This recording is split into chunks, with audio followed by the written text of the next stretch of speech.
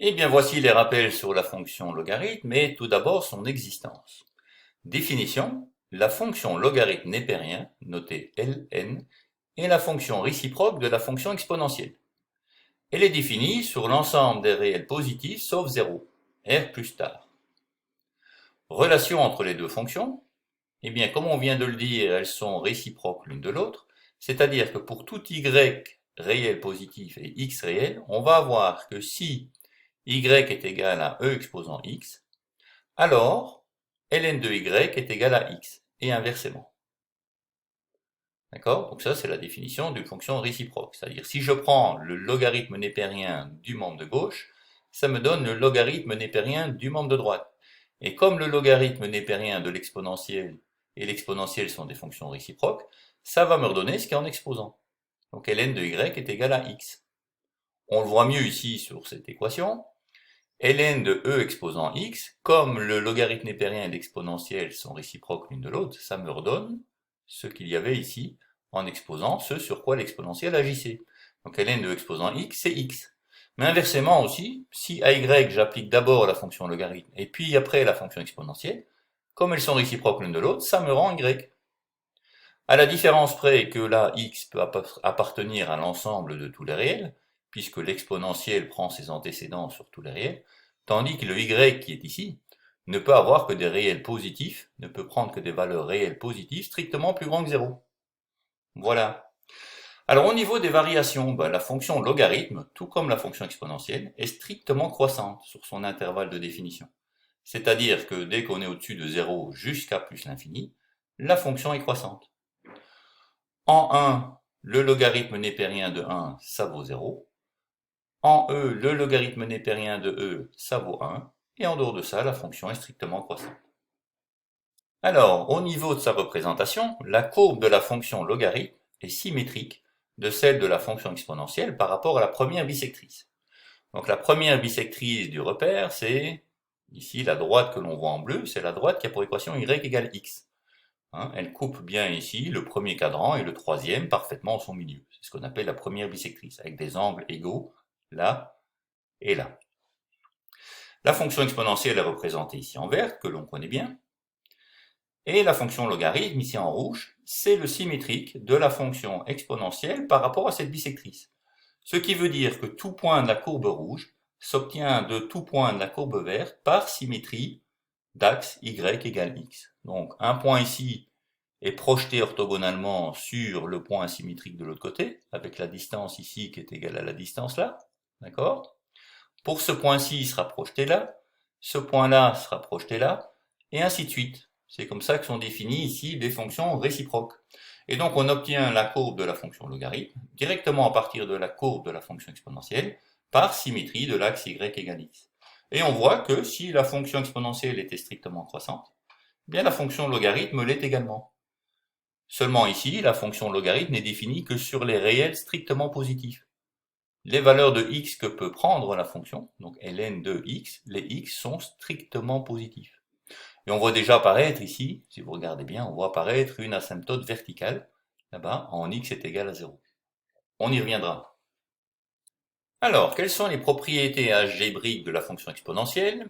Eh bien, il y a toute une série de propriétés qui sont quelque part équivalentes, tout en étant symétriques de celles de l'exponentielle. On verra un petit peu plus tard comment on obtient ceci. Donc le logarithme népérien de 1, c'est 0. Et le logarithme népérien de e, c'est 1. Si je prends le logarithme d'un produit, ln de a fois b, c'est la somme des logarithmes. C'est ln de a plus ln de b.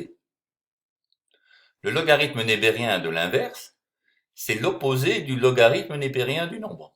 Donc ln de 1 sur b, c'est moins ln de b. Le logarithme népérien d'un quotient, a sur b, c'est la différence des logarithmes. Différence de ce qu'il y avait, le logarithme de ce qu'il y avait au numérateur, moins le logarithme de ce qu'il y avait au dénominateur. Et enfin, le logarithme népérien de a exposant n, c'est n fois ln de a. Donc dans un logarithme, ce qui apparaissait en exposant ici du nombre passe devant. Ainsi, le logarithme népérien de la racine carrée de x, c'est 1 demi fois ln de x. Parce que racine carrée de x, c'est en fait x exposant 1 demi. Donc en regardant cette relation et en disant n vaut 1 demi, j'ai bien 1 demi fois ln de a. Ou ici, 1 demi fois ln de x. Alors, petit exemple d'application de ces propriétés. Pour tout x, on peut dire que le logarithme népérien de 1 sur x carré, c'est moins ln de x carré, par application de cette règle-là. C'est aussi moins 2 fois ln de x en appliquant cette règle-ci. Donc voilà, application successive des règles, on voit finalement que ce logarithme est égal à ça. Et donc il y a moyen de simplifier les expressions de façon très rapide. Alors, signe de la fonction. Le signe de la fonction, vous l'aviez vu là, si x est compris entre 0 et 1, la fonction, elle est négative, elle est en dessous de l'axe des x. Par contre, si x est plus grand que 1, la fonction est positive. Donc voilà, x compris entre 0 et 1, alors le logarithme népérien de x est plus petit que 0. Par contre, si x est plus grand que 1, alors le logarithme népérien est plus grand que 0. Enfin, équation ou inéquation, comment va-t-on pouvoir les résoudre? Eh bien, en tenant compte des relations qui sont ici. Donc, quel que soit a, b et x réels positifs, ce qu'on va avoir, c'est que si ln de a est égal à ln de b, alors a égale b. Et inversement, c'est pour ça qu'il y a un signe d'équivalence. D'accord? Donc ça, c'est lié au fait que la fonction logarithme étant strictement croissante, eh bien, à tout x correspond un seul y et vice-versa. Deuxièmement, pour les inéquations, si ln de a est plus petit que ln de b, ça équivaut à ce que a soit plus petit que b. Ça, c'est la définition de la croissance d'une fonction. Enfin, si ln de x est égal à y, ça équivaut à ce que x est égal à e exposant y. Bon, ça, c'était une relation de définition, quelque part. Enfin, si ln de x est plus petit que y, ça équivaut à ce que x soit plus petit que e exposant y, tout en étant positif. Alors, petite remarque ici importante, attention, pour les équations et les inéquations avec les logarithmes, ne pas oublier de commencer par définir les conditions d'existence. Les expressions contenues dans un logarithme doivent être positives, strictement positives. Donc il faut toujours commencer par là. Enfin, pour terminer ces rappels sur la fonction logarithme, on va parler ici des limites et de la croissance comparée.